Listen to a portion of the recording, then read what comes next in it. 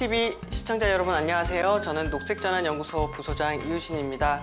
오늘 여러분께 기후변화와 한국 사회의 미래, 그리고 이 기후변화라는 심각한 세계적인 변화 속에서 우리가 무엇을 어떻게 준비해야 할지 그런 내용들을 여러분과 함께 이야기하려고 합니다.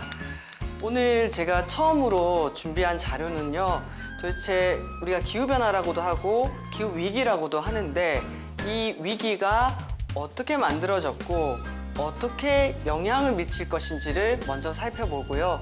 또 이 위기이기 때문에 전 세계가 이 문제를 해결하기 위해서 많은 노력을 기울여 왔습니다. 교토의정서부터 시작해서 파리 협정까지. 그래서 우리는 지금 어디에 와 있는지를 한번 살펴보는 시간을 갖도록 하겠습니다. 제가 제목을 인간이 만든 기후위기라고 붙였습니다. 우리가 지금 경험하고 있는 기후위기라는 증상들, 그리고 기상이변 속에서 사람이 죽고 피해가 발생하고 우리뿐만 아니라 생물들도 지금 죽어가고 있는데요. 이 모든 위기는 바로 우리 인간이 초래했다라는 얘기들을 핵심적으로 전달드리고 싶습니다. 이 장면은 제가 기후변화에 대한 강의를 할 때 매번 첫 장면으로 쓰는 사진입니다. 이 그린란드의 기후학자가 찍은 사진인데요.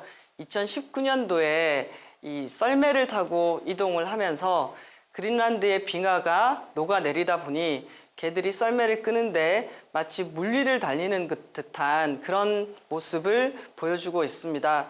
이 기후위기라는 거대한 변화 앞에 인간도 그리고 그 속에 살고 있는 다양한 생물들도 위태롭다라는 것을 보여주고 있는 것 같은데요. 지구의 평균 기온이 계속 오르고 있습니다.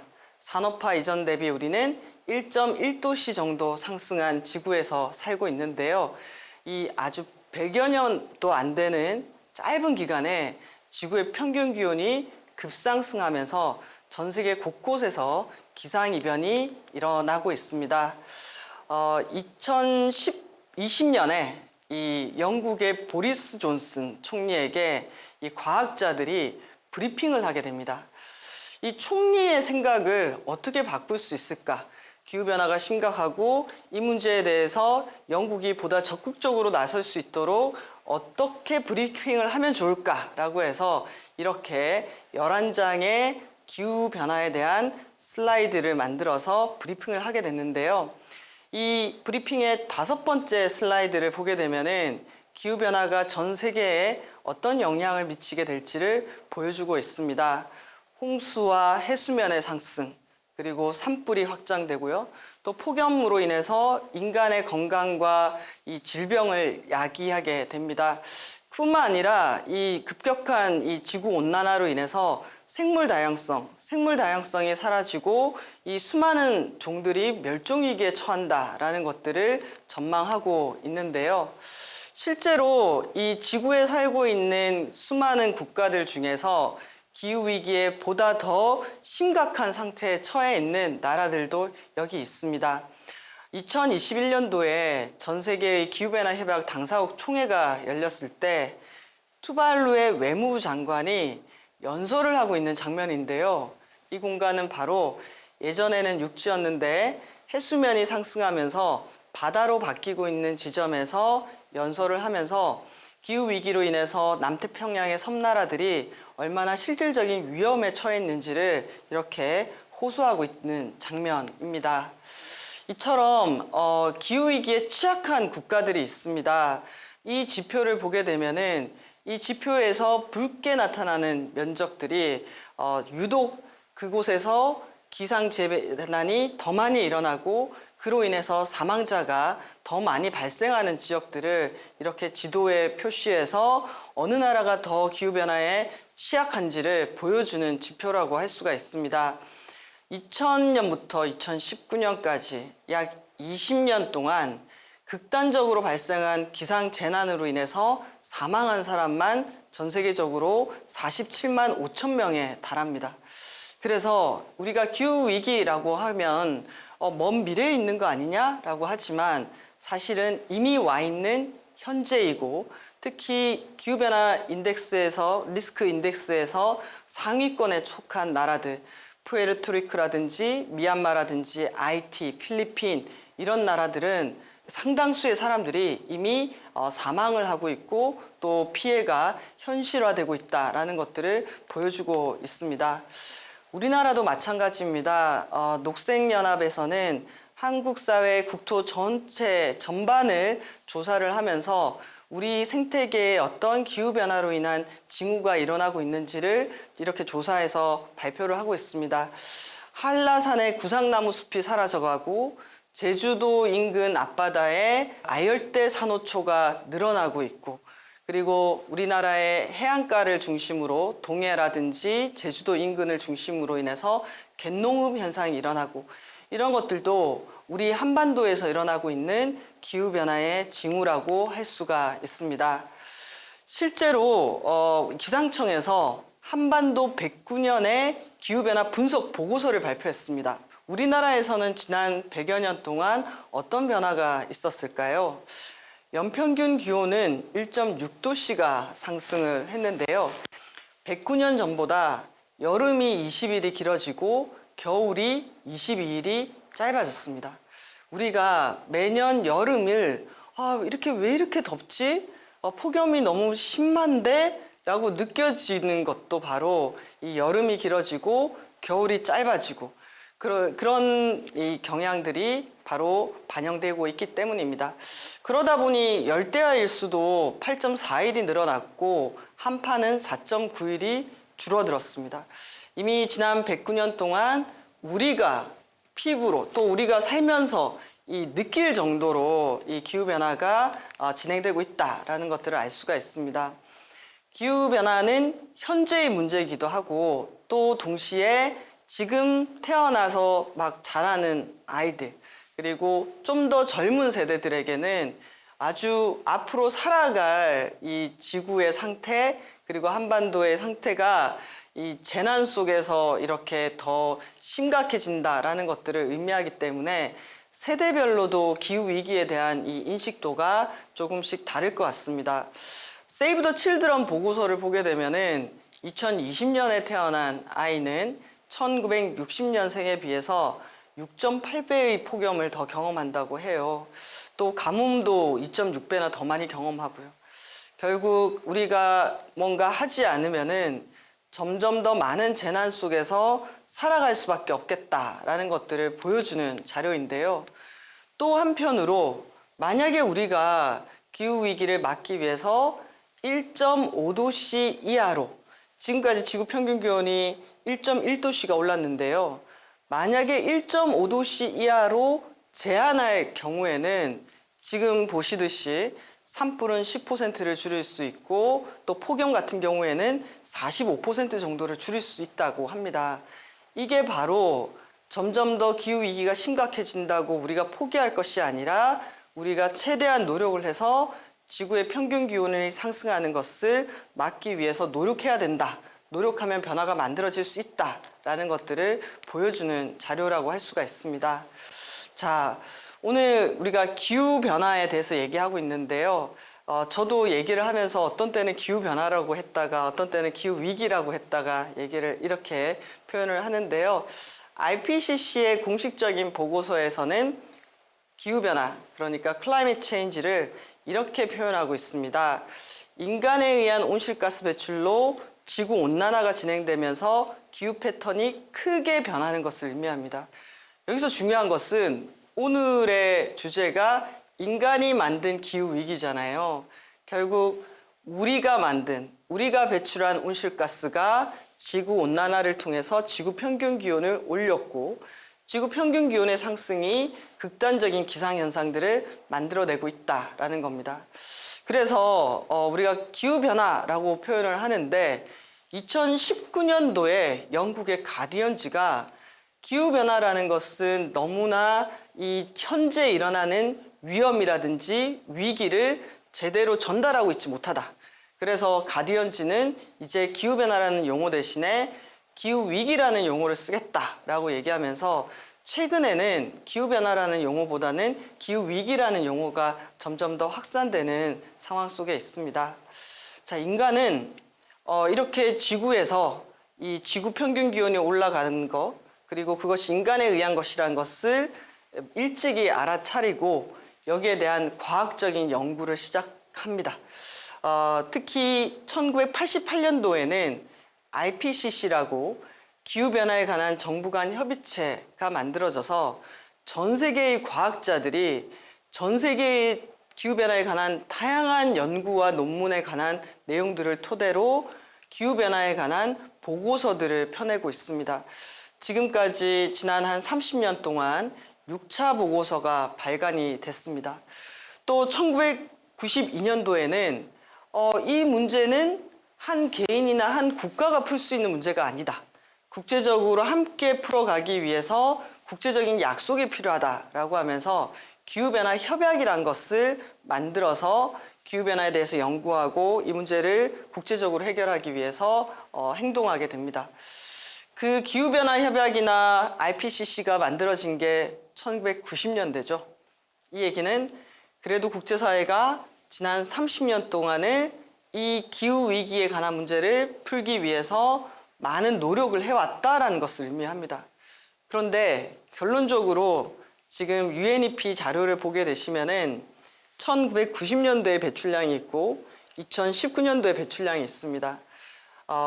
배출량이 늘어났습니다. 우리가 30년을 기후 문제를 해결하겠다라고 논의를 했지만 결론적으로는 배출량이 이렇게 늘어났다라는 것들을 알 수가 있고요. 또 이 온실가스라고 했을 때 이 온실가스에는 여러 종류가 있습니다. 보면은 그러면 온실가스가 어디서 어떻게 배출되는지를 알아야지 그 온실가스 배출원에 맞춰서 계획을 수립할 수 있으니까요.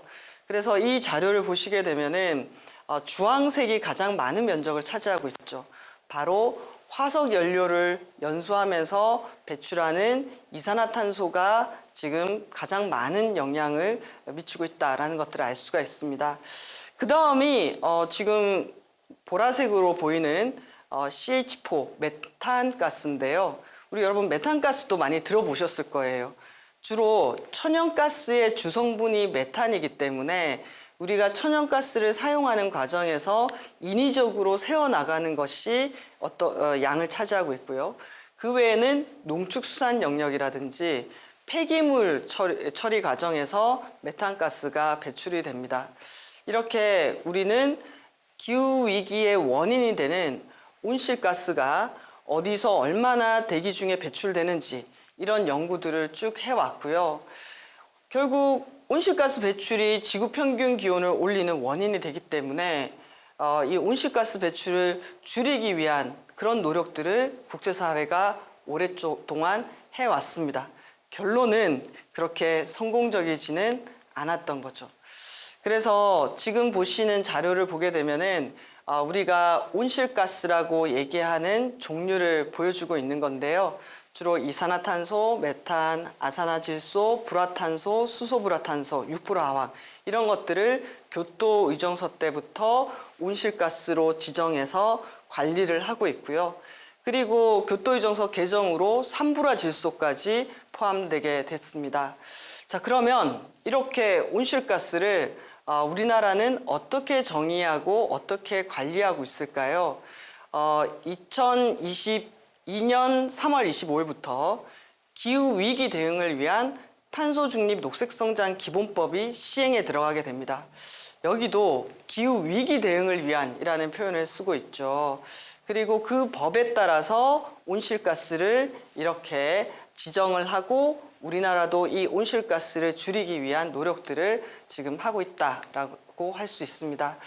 아까도 제가 말씀드렸던 것처럼 2019년도에 영국의 가디언지가 기후변화는 지금의 상황의 심각성을 정확하게 반영하지 못하기 때문에 언론이 이름을 짓기를 이제 우리는 기후비상, 기후위기라고 쓰겠다라고 하면서 사실상 세계적으로도 이제는 클라이밋 크라이시스, 기후위기라는 용어가 훨씬 더 널리 쓰여지고 있습니다. 우리 유엔 난민기구는 재난과 기후변화로 인한 피난민이 매년 2천만 명 정도 발생하고 있다라고 보고서로 직시를 하고 있는 상황입니다. 실제로 이 하와이의 마우나로아 관측소에서 대기 중에 이산화탄소 농도를 측정하고 있는데요. 지금 보시면은 우리 1980년대 그리고 그 2000년대, 2020년대 이렇게 쭉 배출량이 어떻게 돼가고 있습니까? 계속해서 늘어나고 있고 이 증가 추세에 있다라는 것들을 알 수가 있습니다. 이 한겨레 신문에서 이주의 온실가스라고 하면서 마치 우리가 일기예보를 하듯이 이렇게 온실가스 농도를 이렇게 보여주면서 그 시기마다 기후변화와 관련해서 우리가 알아야 될 내용들을 보도하기도 하고 있는데요.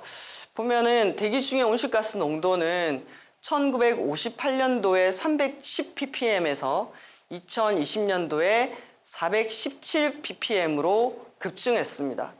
그리고 우리가 적어도 넘어서는 안 되겠다라고 경고하는 기준선을 지금 450ppm으로 보고 있습니다. 오늘 하루도 우리가 대기 중에 온실가스를 배출하면서 지구의 평균 기온은 계속 올라가고 있는 상황이라고 할 수가 있습니다. 그래서 우리가 과연 이 450ppm 회복 불가능한 기후변화를 초래하는 그 450ppm을 넘지 않기 위해서 해야 할 일들이 참 많은 것 같습니다. 자, 이 표를 보시면은 인류 최초의 에너지는 우리가 나무를 태워서 에너지를 얻는 거였습니다. 붉은색으로 이렇게 깔려 있는 게 바이오매스 에너지인데요. 이 바이오매스 에너지를 쓰다가 1850년대부터 석탄, 그 다음에 석유, 가스, 화석 에너지의 소비량이 비약적으로 늘어나게 됩니다. 우리는 이 화석 에너지의 도움으로 도시를 건설하고 또 공장을 가동해서 물건을 생산하고 그것을 팔아서 수익을 얻고 이런 화석 에너지에 기반을 둔 현재 경제 시스템과 현재 문명 세계를 만들게 됩니다. 이렇게 이 화석 에너지의 단기간에 집중적인 연소가 대기 중에 CO2 농도를 끌어올리면서 결국 지구의 평균 기온도 이렇게 올라가게 됐습니다. 지난해 세계 기상기구가 발표한 자료를 따르게 되면은 2021년도에 세계 평균 기온은 1850에서 1900년 평균보다 약 1.09도 상승한 것으로 전망하고 있습니다. 지금 보시면 1850년대부터 시작해서 평균적으로 이 기반을 잡는다고 했을 때 1975년부터 시작해서 평균 기온이 급상승하고 있는 이 그래프를 보실 수가 있습니다. 상당히 단기간에 인간의 이 급증한 화석 에너지를 기반으로 한 경제 활동이 지구의 대기 중의 온실가스 농도를 끌어올리고 그리고 그것이 지구의 평균 기온까지도 끌어올렸다라는 것들의 연관성을 여러분께서는 지금 보셨을 겁니다.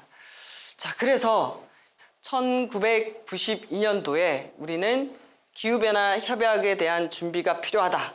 이 논의를 하자라고 얘기를 하기 시작했고 그러면서 기후변화 협약이란 게 이렇게 만들어지게 됩니다. 이 협약에서는 그래 기후위기 대응을 위해서 우리가 온실가스 배출량을 줄여야 돼.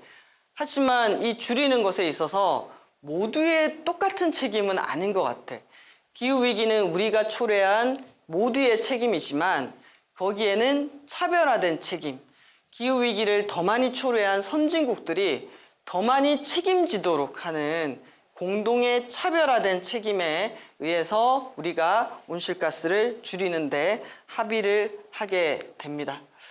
그러면서 이제 기후변화 협약에 따라서 세계는 1년에 한 번씩 기후변화 협약에 동의를 한 당사국들이 참여하는 회의를 열게 됩니다. 기후변화 협약 당사국 총회라고 할 수가 있는데요. 자, 그러면 기후위기를 막기 위해서 온실가스 배출량을 줄여야 되는데 얼마만큼 누가 줄일 것인가에 대한 새로운 약속이 필요하게 됩니다. 그랬을 때 우리가 많이 알고 있는 것은 바로 97년도에 맺어진 교토의정서입니다. 선진국이 먼저 1990년대 수준보다 평균 5.2% 정도의 이 배출량을 줄이는 것을 목표로 하는 교토유정서를 채택을 하게 됩니다. 그래서 선진국의 책임을 강조하고 선진국이 먼저 온실가스를 줄이도록 하는 그런 약속들을 강제를 했었는데요. 자, 그러던 것이 이 선진국만 줄여서는 전 세계의 배출량이 꺾이지가 않는 겁니다. 계속해서 증가하게 됩니다. 그래서 이 교토 체제로는 우리가 이 문제를 풀 수가 없어 라고 하면서 2015년도에 새롭게 맺어진 약속이 바로 파리 협정입니다. 이 파리 협정은 모든 나라가 온실가스를 줄이기 위해서 노력한다라는 거였고요. 지구 평균 기온의 상승폭을 산업화 이전과 비교해서 2도씨보다 훨씬 더 작게 1.5도씨까지 제한하자라는 목표치가 만들어졌습니다. 여기서 1.5도씨와 2도씨에 관한 얘기가 시작이 되는 거죠. 아까 지금까지 우리가 1.1도씨가 올랐다라고 말씀드렸는데요. 1.5도씨로 안정화시키려면은 훨씬 더 감축을 위한 노력을 더 많이 해야 합니다. 그래서 1.5도씨를 최종 목표로 할 거냐, 2도씨를 목표로 할 거냐라는 논쟁을 하다가 이 2018년도에 우리나라 인천에서 IPCC가 1.5도씨 특별 보고서를 발간하게 됩니다. 자, 이 1.5도씨 특별 보고서는 만약에 지구의 평균 기온이 1.5도씨가 상승했을 때 지구에서는 어떤 일이 일어날 것인가에 대한 전망을 담고 있고요. 2도씨가 상승했을 때는 어떤 일이 일어날지에 대한 또 전망을 담고 있습니다. 1.5도씨와 2도씨, 0.5도씨밖에 차이가 나지 않는데 그것이 초래하게 되는 결과는 매우 큰 차이가 나게 됩니다. 예를 들면은 1.5도씨는 높은 위험이고 2도씨는 매우 높은 위험인데요. 높은 위험과 매우 높은 위험, 이게 어떻게 구별할 수 있느냐라고 했을 때 1.5도씨가 상승하게 되면은 전 세계 바닷속의 산호초가 70에서 90%가 소멸합니다. 그런데 2도씨가 상승하게 되면은 산호초가 99% 이상 소멸하게 됩니다. 이게 초래할 바다 생태계의 붕괴라든지 변화는 상상을 넘어서는 거죠. 또 왼쪽 그림을 보면은 북극에 떠 있는 거대한 얼음 덩어리인데요. 이 북극의 해빙의 면적은 상당히 지구 전체의 기상 체계에 있어서 중요한 역할을 하는데 지구 평균 기온이 1.5도씨가 상승하게 되면은 북극의 해빙이 100년에 한 번씩 다 소멸되는 빈도를 보이게 됩니다. 그런데 2도씨가 상승하게 되면은 10년에 한 번씩 다 녹아버리기 때문에 이것은 북극의 해빙의 복원이 어려워진다라는 것을 의미합니다. 그만큼 1.5도씨와 2도씨에는 큰 차이가 있다라는 것들을 보여주고 있고요. 그래서 과학자들은 지구 평균 기온 상승을 1.5도씨가 넘지 않도록 해야 한다라고 권고를 하고 있습니다. 이 장면이 바로 인천에서 2018년도 10월 달에 이 IPCC가 공식적으로 발표하는 장면인데요. 1.5도씨를 넘지 않기 위해서 어떻게 해야 되는가에 대해서 또 제안을 하고 있습니다. 이 제안을 보게 되면은 1.5도씨를 넘지 않으려면은 2030년까지 2010년도에 배출하던 양의 45%를 줄여라. 거기에 2050년까지는 넷제로에 도달해야 된다라고 얘기하고 있습니다. 넷제로를 우리는 탄소 중립이라고 얘기를 하는데요. 탄소 중립은 인간이 대기 중에 추가로 이산화탄소를 배출하지 않는 상태를 의미합니다. 지구상에 지금 인간이 80억 정도가 살고 있잖아요. 80억이 지구의 대기에 추가로 이산화탄소를 배출하지 않으려면은 첫 번째는 배출 제로가 되거나 두 번째는 배출한 만큼을 무조건 흡수해서 플러스 마이너스 제로가 되거나 라고 만들어야 됩니다. 그런데 흡수할 수 있는 기능을 갖고 있는 것이 숲이라든지 바다의 역할인데 이 흡수할 수 있는 양에는 상당히 한계가 있습니다. 결국 배출량을 제로에 가깝게 줄여야 된다라는 것이 탄소 중립의 방향이라고 할 수가 있습니다. 자, 이 그래프는 IPCC의 1.5도씨 특별 보고서에 나오는 중요한 앞으로 우리가 어떤 지구에서 살아가게 될 것이고 또 우리가 1.5도씨라는 극단의 상황을 넘지 않기 위해서는 적어도 어떤 노력을 기울여야 되는지를 보여주는 그래프라고 할 수가 있습니다. 보면은 1.5도씨를 한계선이라고 했을 때 현재 추세의 선을 쭉 보시게 되면은 우리가 온실가스 배출량을 줄이지 못하고 지금 상태대로 계속해서 늘려갈 경우에 1.5도씨 마지노선에 도달하게 되는 시점을 2040년 이전으로 보고 있습니다. 이 얘기는 우리에게 남겨진 시간이 별로 많지 않다라는 거죠. 2040년 이전에 1.5도씨에 도달할 가능성이 높다라는 거고요. 이걸 넘지 않으려면은 지금과 같은 탄소 중립 그래프를 만들어 가야 되는데요. 지금 보시게 되면은 인간은 계속해서 대기 중에 이산화탄소 배출량을 늘려왔습니다. 그런 것을 2020년을 피크를 찍고 이렇게 줄이기 시작해서 2050년 이전에 순 배출량 제로를 만들어야 하는 거죠. 자, 이걸 보게 되면은 지금까지가 배출의 역사였다면은 이제는 배출이 아니라 계속해서 배출을 줄여가는 감축의 역사로 들어간다라는 것들을 알 수가 있습니다. 우리의 경향성이 계속해서 증가해 왔는데 이것을 제로로 만들 정도로 줄여가는 일이라는 것은 쉽지 않은 일은 확실해 보입니다. 그래서 저는 지금의 우리의 상황을 잘 보여주는 그림인 것 같습니다. 우리의 생산과 소비에 대한 끊임없는 욕심이 결국 나기가 감당할 수 있는 용량을 초과해 버렸습니다. 결국 이 나기가 땅에 닿기 위해서는 짐을 덜어줘야 됩니다. 배출량을 줄이고 우리의 현재의 자본주의 시스템에서의 과잉 생산, 과잉 소비, 과잉 폐기 방식으로 돌아가는 이 시스템을 완전히 바꿔야지만이 기후변화 문제에 있어서도 해법을 찾을 수 있다라는 것을 의미합니다. 한계 용량이 초과했기 때문에 이 한도 내에서 살아갈 수 있는 방법을 찾아야 하는데요. 또 동시에 시간이 별로 없다라는 겁니다.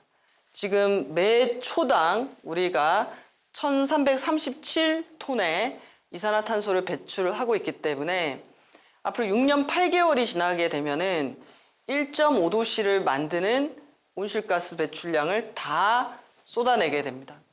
이 얘기는 우리에게 주어진 한정된 시간 안에 배출량을 줄이기 위한 노력을 다 해야 된다. 이제는 시간의 문제도 아주 중요한 변수가 되었다라는 것을 의미합니다. 탄소 중립이라는 200년 동안 의존해왔던 화석 에너지에 기반한 시스템을 단 30년 안에 완전히 벗어나야 한다는, 어떻게 보면 우리가 과연 그게 가능할까? 라는 말이 바로 나올 수밖에 없는 이런 상황인 거죠. 그 속에서 이 세계의 지도자들과 정책가들과 어른들이 이게 가능해? 할 수 있겠어?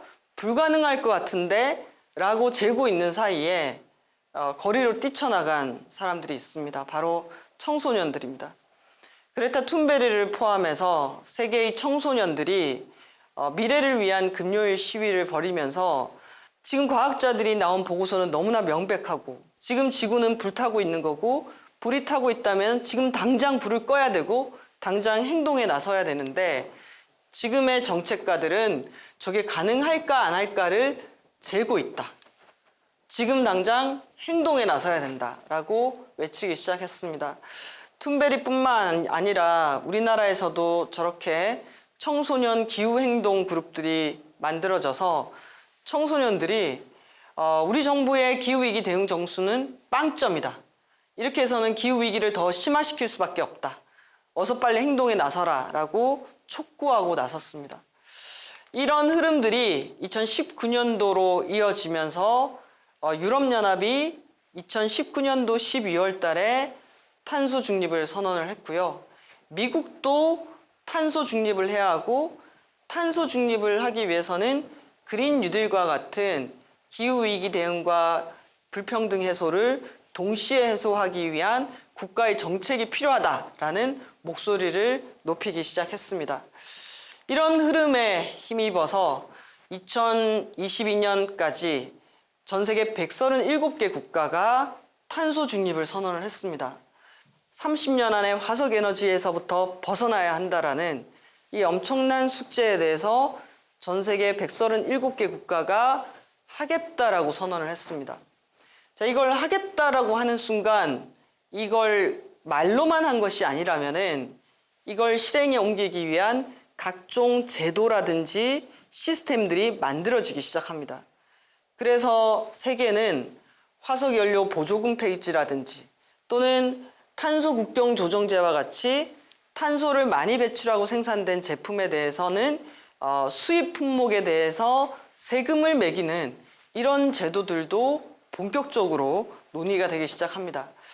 그러다 보니 기후 문제는 이제 국제사회의 외교라든지 통상이라든지 산업의 아주 핵심적인 의제가 된 거죠.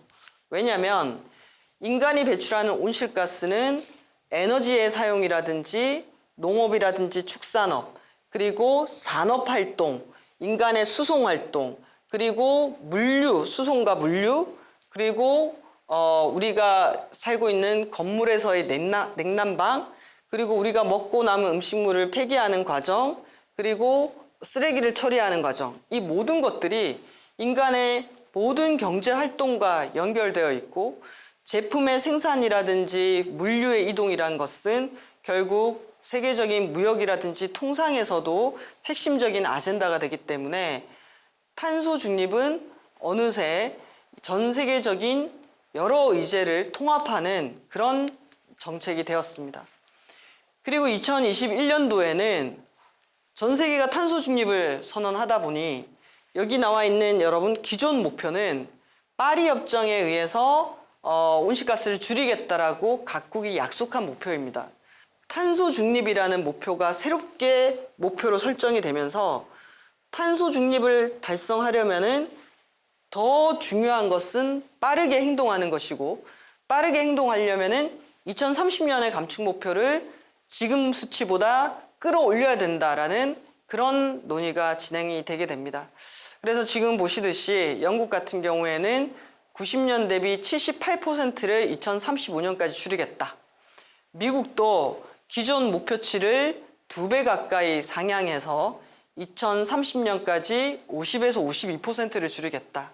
우리나라도 2018년 대비 40%를 줄이겠다라는 이런 목표치를 설정하게 됩니다. 그렇게 이런 목표치를 설정해 가는 과정에서 이제 보시게 되면은 세계 10대 경제 국가들이 이렇게 감축에 대한 경로를 제시를 하고 있는데요. 어떻게 보면 현재 전 세계 80%, 배출량의 80%를 20개의 국가가 배출을 하고 있습니다. 결국 온실가스를 많이 배출하는 어떻게 보면 선진국 그룹들의 역할이 상당히 중요하다라는 것들을 알 수가 있는데요. 보면 중국도 배출량이 2030년까지는 늘어나다가 2030년부터 이렇게 줄어드는 경로, 그 다음에 세계 배출량 2위인 미국의 감축 경로, 한국의 감축 경로, 이런 것들이 나오고 있습니다. IPCC가 만들어졌던 이 탄소 중립 그래프를 가까이 국가들이 받아들여서 각국의 탄소 중립 계획들을 수립하고 있다라고 할 수가 있습니다. 그래서 저는 탄소 중립을 얘기할 때 가끔 이런 얘기를 합니다. 미래는 정해져 있다. 아니, 미래는 불확실한데 어떻게 미래를 정해져 있다라고 얘기하느냐라고 했을 때 우리가 1.5도씨를 넘지 않기 위해서 가야 할 미래는 탄소 중립이라는 미래로 정해져 있고, 이렇게 마지막 점을 2050년도에 제로가 되도록 목표를 정해놓고 이 목표를 달성하기 위해서 지금부터 얼마만큼 어떻게 줄여나가야지 그 목표에 도달할 수 있는지, 우리가 미래를 계획하는 방식이 사라지는 대로 가는 게 아니라 목표를 정해놓고 그 목표에 맞춰서 목표를 달성하기 위해서 살아가는 방식으로 미래를 준비하는 방식이 바뀌었다라는 얘기를 드리고 싶습니다. 자, 그러면서 이제 각각의 국가들이 실제로 액션을 하고 있습니다. 예를 들면 유럽연합 같은 경우에는 EU 그린 딜이라고 해서 이 2030년까지 55%를 줄이기 위한 구체적인 정책 계획들을 세워서 실행에 옮기고 있습니다. 그런데 2022년도에 러시아가 우크라이나를 침공하면서 러시아로부터 공급받았던 가스를 EU가 이제 더 이상 안정적으로 공급을 받을 수 없는 상황에 처하게 되고, 그러다 보니까 유럽연합의 가스 가격이 폭등하게 됩니다. 정말 급등하는 세계가 된 거죠.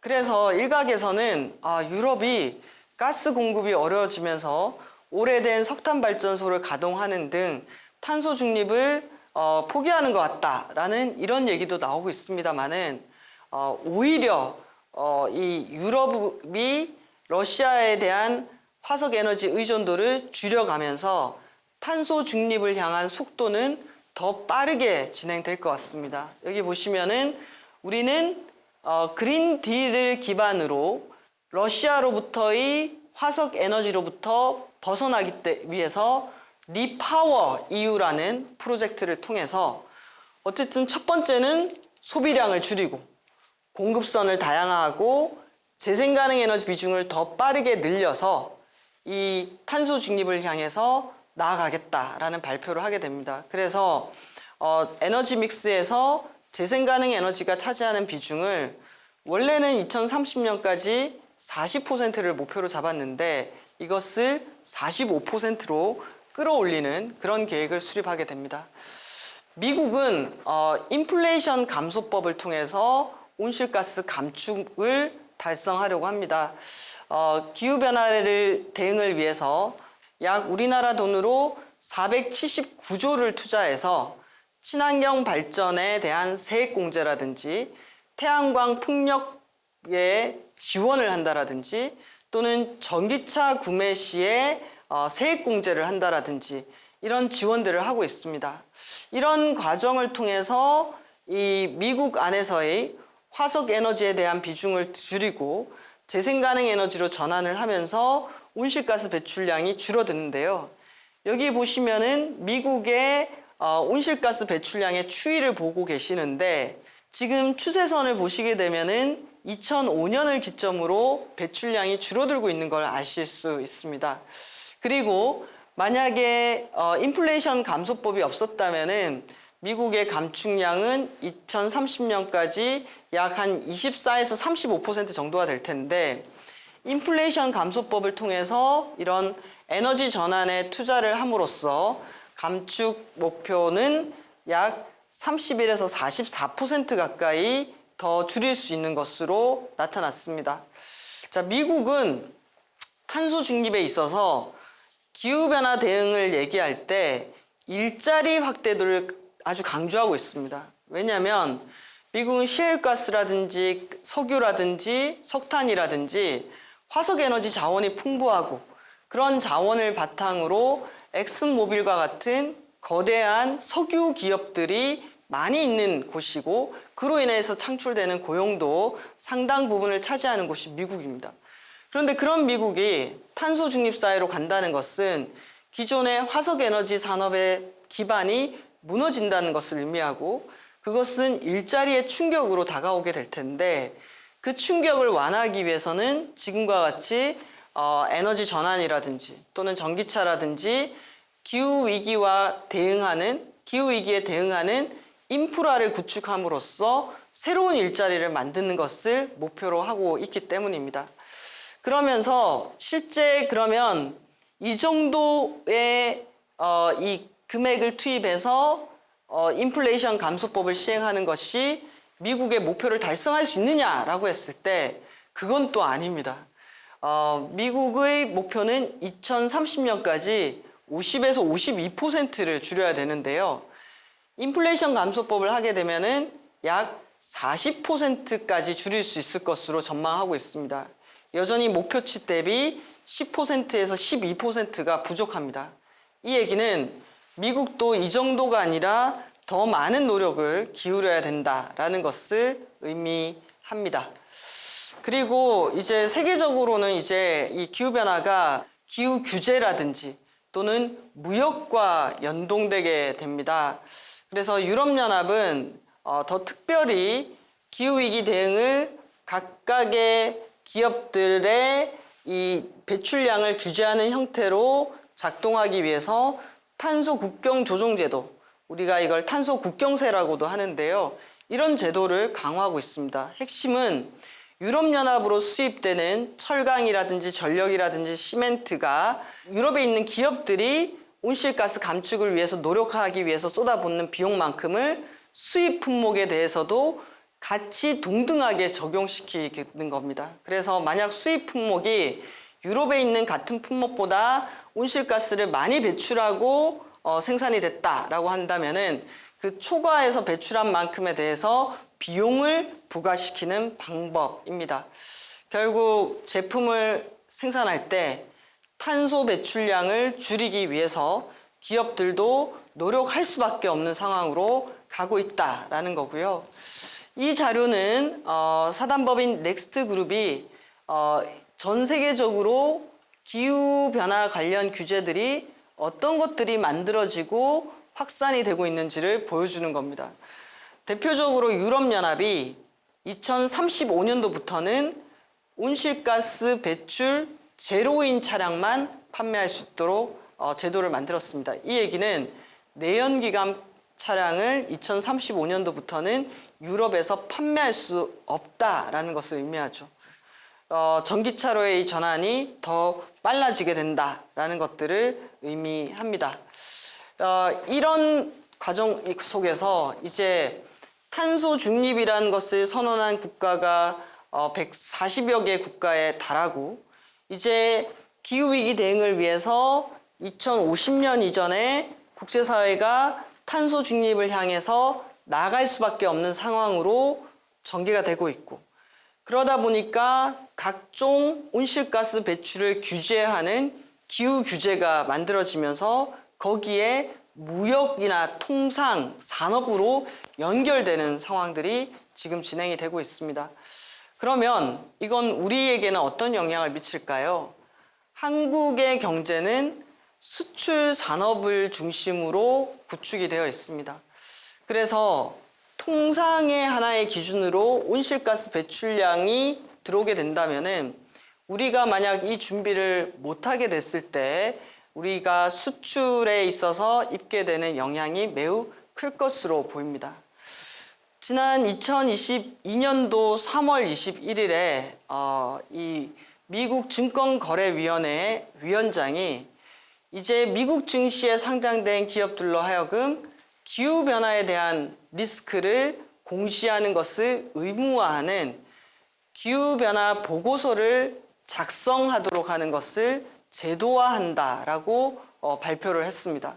이 얘기는 기업이 그 기업 활동을 하는 데 있어서 얼마만큼의 온실가스를 배출하고 있는지를 공개하고 또 그 온실가스 배출량을 줄이기 위해서 얼마만큼 노력하고 있는지를 공개해야 된다라는 것을 의미하는데요. 그러면 기업의 온실가스 배출에 대한 책임을 어디까지로 볼 것인가 라고 했을 때 직접 배출하는 양, 우리가 전기를 사용하면서 배출하는 양, 그리고 이 제품을 생산해서 사용하고 수송하고 폐기하는 전 과정에서 배출한 양, 이렇게 스콥 1, 2, 3라고 하는 모든 분야를 포괄해서 공개해야 된다라는 입장문이 발표가 됐습니다. 자, 그러다 보니 미국 증시에 상장된 기업들과 거래를 하고 있는 한국 기업들도 많기 때문에 한국의 기업들도 이제 기후변화에 관한 리스크 공시에 대한 이 준비를 해야 되는 상황이 됐습니다. 그러면서 최근에 여러분께서도 뉴스를 통해서 재생에너지를 안 쓰면 거래처가 끊긴다. 현실화되고 있는 아리백 부담이라는 뉴스들을 보셨을 텐데요. 실제로 우리나라 이제 주요 기업들이 기후변화에 관한 보고서들을 작성하고 있습니다. 이 보고서는 SK 하이닉스가 발간한 TCFD 보고서, 기후변화에 관한 재무정보 공개 보고서입니다. 이 보고서는 스콥 1, 2, 3로 구성되어 있는데요. 스콥 3 분야를 보게 되면은 구매 원부자재, 그러니까 이 제품을 만들게 되는데 원부자재를 생산하는 과정에서 배출된 양, 그리고 해외에서 수입하고 또 해외 수출하는 과정에서 수송 분야에서 배출된 양, 직원들의 출퇴근 과정에서 배출된 양까지 공개를 하고 있습니다. 그래서 요즘에 여러분께서도 ESG 얘기 많이 들어보셨을 겁니다.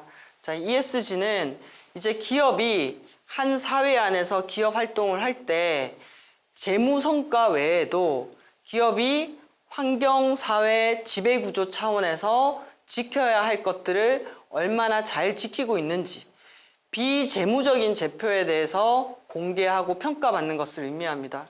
여기서 E가 바로 환경 분야인데요. 환경 분야에 있어서는 기후위기 대응을 빼놓을 수가 없습니다. 그렇기 때문에 지금 보시는 것처럼 SK하이닉스가 계속해서 온실가스 배출을 각각의 영역에서 얼마만큼 배출했는지를 지금 발표를 하고 있고, 그런데 심지어 저 발표된 양을 보게 되면은 늘어나고 있습니다. 생산량이 늘어나면 배출량이 늘어나는 거 당연한 거 아니냐라고 할 수 있지만, 탄소 중립 사회에서는 생산량이 늘더라도 추가적인 온실가스 감축 노력을 통해서 배출 총량을 줄여서 순배출 제로에 가깝게 만들어야 되기 때문에 지금 현재 하이닉스의 노력은 불충분한 걸로 보입니다. 그럼 어떻게 해야 되죠? 이 배출량을 줄이기 위해서 노력할 수밖에 없고, 그러다 보니 TCFD 보고서에서도 아리백 이행에 속도를 내겠다라는 내용들을 담고 있습니다. 이 자료는 우리나라 금융회사인 신한금융이 발표한 TCFD, 기후변화에 관한 재무정보 공개 보고서입니다. 신한금융은 제품을 만드는 기업은 아니잖아요. 말 그대로 금융회사입니다. 그러면 금융 부분에서도 탄소 중립을 달성하겠다라고 발표를 했는데요. 어떤 방식으로 금융 분야에서는 탄소 중립에 연결될 수 있을까요? 바로 자산의 포트폴리오입니다. 신한금융이 투자하는 자산이 석탄 발전이라든지 철강이라든지 시멘트와 같이 온실가스를 많이 배출하는 자산에 투자를 많이 하고 있다면은 그것은 금융 배출량이 높게 나타납니다. 그래서 탄소 중립으로 가겠다는 것은 탄소 집약도가 높은 산업에 대한 투자를 줄여갈 수밖에 없다라는 것들을 의미합니다. 자, 우리나라에서 이렇게 기후변화에 관한 재무정보 공개 보고서를 쓰는 기업들은 2022년 기준으로 약 50개 기업에 속합니다. 그런데 앞으로는 이런 보고서를 매년 발간하고 공개하고 그리고 검증받는 기업들이 훨씬 더 많이 늘어나게 될 겁니다. 이제는 예전처럼 캠페인을 하면서 우리 기후위기에 대해서 대응하고 있습니다. 기후를 생각하는 기업입니다. 라고 이미지만으로는 광고를 해서는 안 된다라는 것을 또 의미하기도 합니다. 자, 그래서 첫 번째 시간에는 우리는 인간이 만든 기후위기에 대한 얘기들을 해봤습니다. 우리가 배출한 온실가스가 지구 평균 기온을 올리면서 우리가 지금껏 경험하지 못했던 기후 재난을 경험하고 있습니다. 그러면서 우리는 1.5도씨라는 그 선을 넘지 않기로 파리 협정을 통해서 합의를 했고요. 1.5도씨를 넘지 않으려면은 우리가 가야 할 길은 탄소 중립 사회로 명확하게 정해져 있습니다. 우리가 설정한 2050년 화석 에너지를 거의 사용하지 않는 탄소 중립 사회로 갈 수 있을 것인가? 그런데 지금은 툰베리가 얘기한 것처럼 갈 수 있을까 없을까? 그럼 갈까 말까? 이걸 정하는 것은 아닙니다. 이제 탄소 중립 사회라는 목표를 정해놓고 지금부터 어떻게 하면 그 사회로 갈 수 있을까에 대해 우리가 더 세부적인 계획을 세우고 계획만을 수립하는 게 아니라 행동에 나서야 되는 시기라고 할 수가 있습니다. 저는 탄소 중립 사회가 우리에게 어떤 변화를 가지고 올 것인가를 이렇게 정리를 해봤습니다. 이 기후위기가 심해질수록 온실가스 배출에 대해서는 엄격하게 규제를 할 겁니다. 모든 인간의 경제활동에서 배출되는 온실가스량을 환산을 하고 이 배출량에 대해서 첫 번째는 배출을 하지 못하도록 규제를 하거나 또는 배출을 한다면은 거기에 대해서 비용을 부과하게 될 겁니다. 규제 방식은 탈석탄 발전 시점을 정한다거나 유럽연합처럼 2035년도 내연기관 판매 금지를 선언하게 한다거나 또는 지금 우리가 주고 있는 화석에너지에 대한 보조금을 없앤다거나 이런 것들이 규제 방식이라고 한다면은 두 번째는 비용을 부과하게 됐는데요. 배출권 거래제를 통해서 배출권 거래 가격이 상승한다거나 또는 화석에너지를 많이 써서 온실가스를 배출하는 행위를 규제하기 위해서 탄소세를 부과한다거나 최근에 유럽에서는 비행기를 타게 되면은 비행세를 부과하고 육류를 많이 섭취하게 되면은 문제가 되기 때문에 그것을 제어하기 위해서 육류세를 부과하는 방안들도 활발하게 논의가 되고 있습니다. 결국 우리가 자발적으로 탄소를 줄이기 위한 노력들도 있지만 제도로서 기후 규제가 강화되고 탄소 배출에 대한 비용이 부과되는 방식으로 세상이 나아갈 겁니다. 우리가 경제 활동을 하는 데 있어서 기본적으로 제품을 생산하는 것에 온실가스 감축에 대한 비용이 부과되기 때문에 탄소 중립이 가시화되면은 물가가 상승할 가능성이 점점 더 높아진다라는 거고요. 그리고 재난의 강도가 강해지면 강해질수록 탄소 중립을 해야 한다는 목소리는 더 높아지고 기후 규제는 더 강화가 될 겁니다. 탄소 중립 사회가 가지고 올 변화 만만치가 않습니다. 그러면 우리는 어떻게 대응을 해야 할까요? 한국 사회도 탄소 중립을 선언한 만큼 감축을 위해 노력해야 합니다. 그런데 감축은 저절로 되는 것이 아닙니다.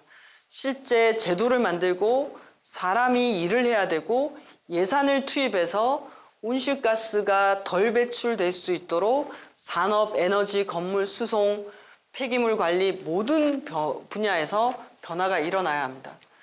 감축에도 비용이 들고요. 또 적응에도 비용이 듭니다. 2022년도에는 가뭄과 흰남노 슈퍼태풍 그리고 국지적인 집중호우 이런 것들을 경험했습니다. 자, 이건 뭐죠?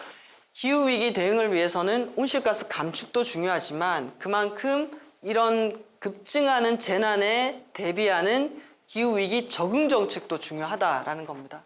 그러면 적응 정책을 펼치기 위해서도 돈이 필요하고 사람이 필요하고 제도가 구축이 되어야 합니다.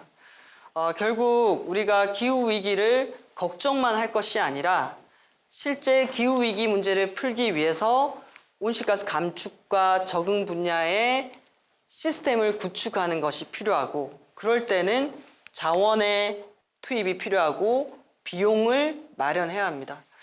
한국은 온실가스 감축 목표를 수립한 이래 지금까지 5번이나 계획을 수립했지만 단 한 번도 감축 목표를 지킨 적이 없습니다. 그 얘기는 매번 마음은 먹었지만 실제 문제를 해결하기 위해서 자원과 비용을 투입하지 않았다라는 것을 의미하는 거죠. 그래서 우리가 함께 질문해 볼 문제는 우리는 기후변화 문제, 기후위기 문제를 얼마만큼 심각하게 생각하고 있는가? 심각하게 생각한다라고만 말을 하고 행동하고 있는가?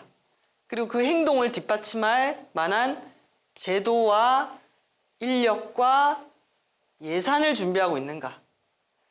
이 질문들을 던져보고 실제 이제 우리는 질문만 던질 때가 아니라 실행에 나서야 된다라는 얘기들을 강조하고 싶습니다.